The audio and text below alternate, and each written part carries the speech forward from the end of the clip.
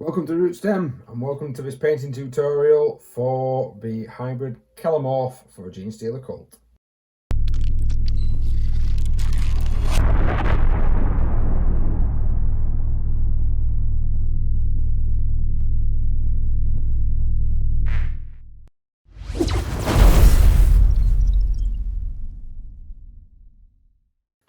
So in this tutorial we are going to be having a look at how I managed to paint this model. We're also going to be using various different techniques such as airbrush, a little bit of the old wet palette and some dry brushing and contrast paint. So build your model, let's get started. As you can see on this particular model here, I'm showing you before I actually undercoat it. I did have to use some green stuff to try and fill in some gaps. It wasn't the greatest model to put together. And on here, I've actually used some green stuff weld, sort of like the UV resin. That's now nice and dried and set. I'm going to be painting over that. So I am going to spray paint over it now, but I am going to be painting over that with some various different colours, as you've probably already seen from the original thumbnail. So let's get this undercoated.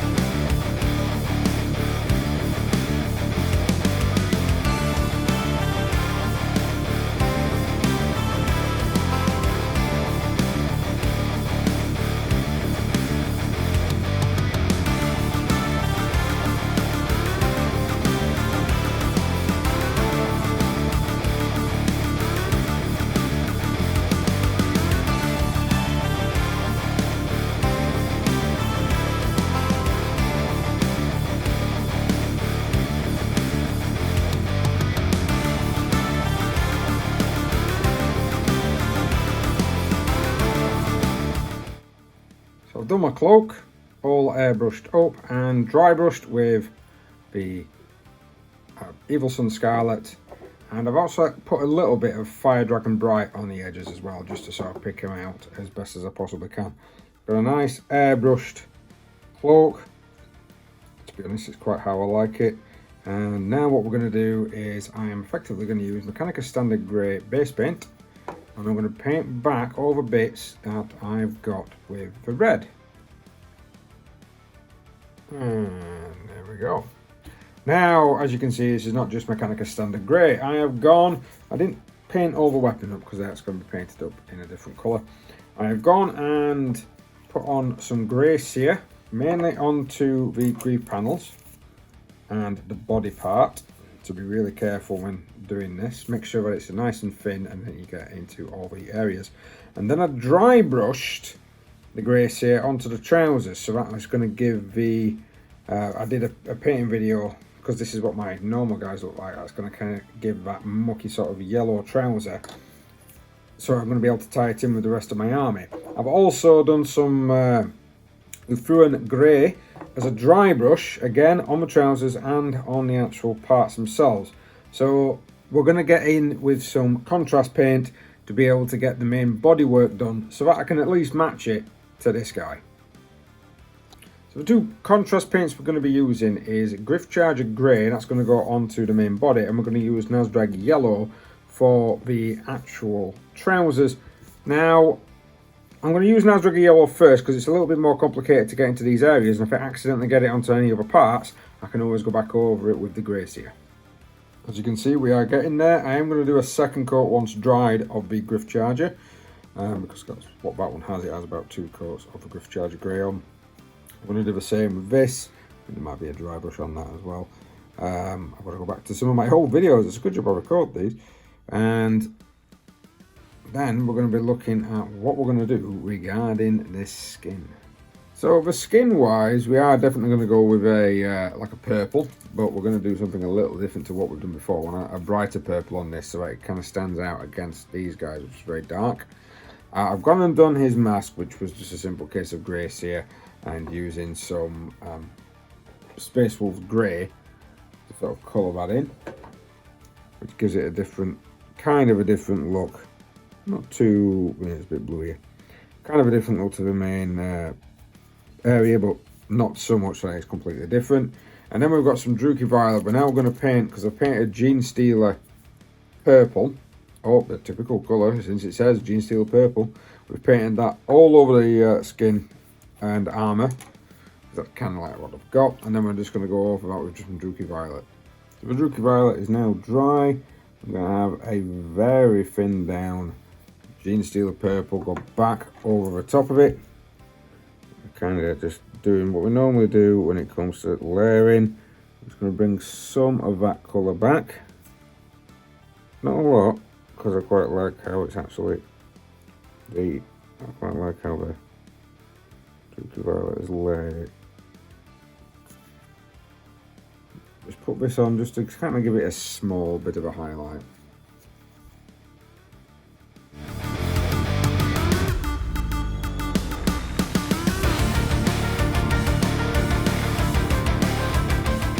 So reinforce that colour a little bit. I've added a bit of Dawnstone to my mix. And what I'm going to do now is just to kind of start highlighting some of the edges.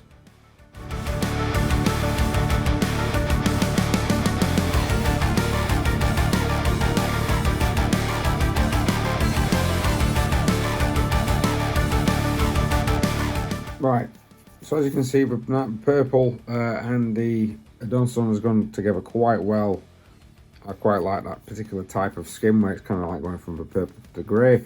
I have gone and used Rhinox hide on leather areas, and now we're just going to paint that up with some, give it a shade with some Doomball brown. Pin down.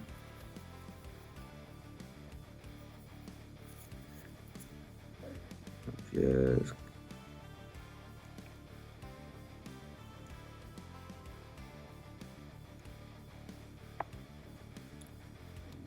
Highlight all my leather with this colour.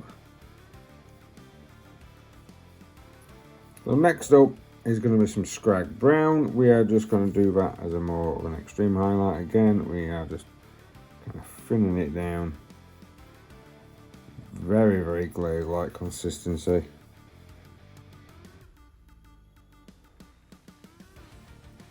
Picking out particular edges.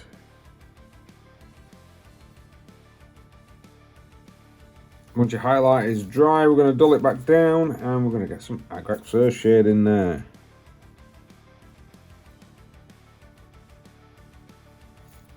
Again, I've proceeded forward. We've got the nice leather bits. They're all nice and dry, looking quite sweet and well. And then I've gone and put Iron Hand Steel onto the metal components. I've actually got on my wet palette, I always want to call it Scorpion something, but I think it's Screaming Bell.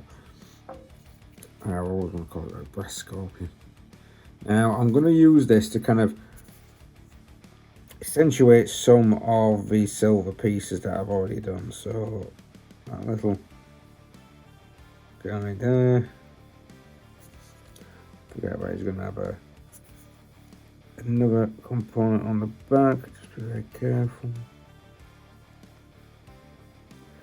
And then I'm going to use some of this on the gun. So this little compartment section here, I'm going to paint that with the steel. Sorry, with the Screaming Bell. And I'm going to do it on all three weapons. And then,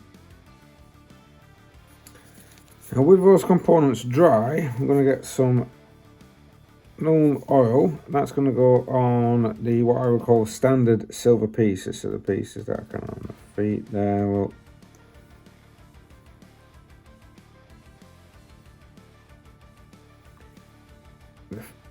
I've done the whole entire shoe.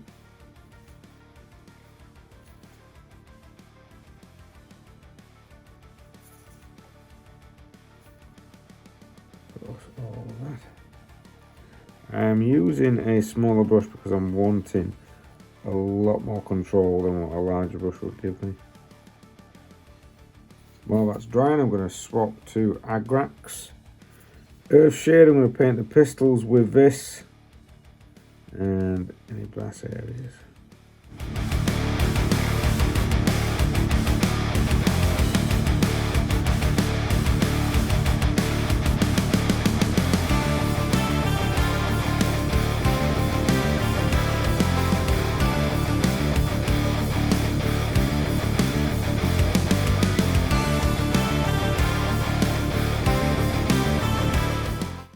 again using a smaller brush so I can have ultimate control.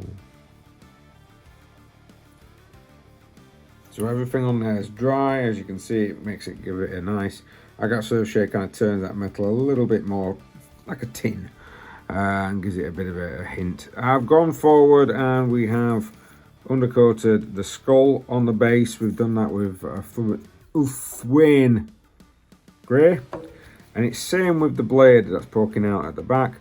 I did actually do it with the strap and just put a bit of wildwood in there just to finish that off. So what we're going to do is we're going to use Skeleton Horde, of course, for the skull, and we're going to use Dark Oak Flesh for the bone for the sword at the back. Okay, so taking stock, I've done the light. I've just basically put a bit of grey sear in there with a bit of Nasrag yellow contrast paint, and then I've just put a little bit of watered down of Thun grey back over the top of the skull. Just give me a second. And then it looks like I've pretty much done everything apart from painting up some eyes and painting up the base. And as if you've watched the channel before, I ain't showing you how to paint up the eyes. And there you go. We have our little champion. His red cloak, his green goo, and of course his purple skin. It's quite a nice bright figure. Will match in with the rest of my actual army, but of course has been done in a way that is going to be able to stand out quite easily, especially with the base. If you're trying to have an army that's infiltrators, always try and give them something that's a nice bit of a change. The base for me is going to be what it is. Yeah, it's just simple. I like it, I enjoy it. Thank you very much for watching, guys. If you did enjoy that and you're trying to replicate it yourself, no problem. I always appreciate if people want to go across my Facebook, Instagram, hell, even send me a message on my website just telling me what you've done, or showing me about if you followed the tutorial, if I've missed anything. It's always a good thing. Maybe not for me, but maybe for you guys. And keep an eye out for future battle reports and more painting tutorials, and we'll see you next time.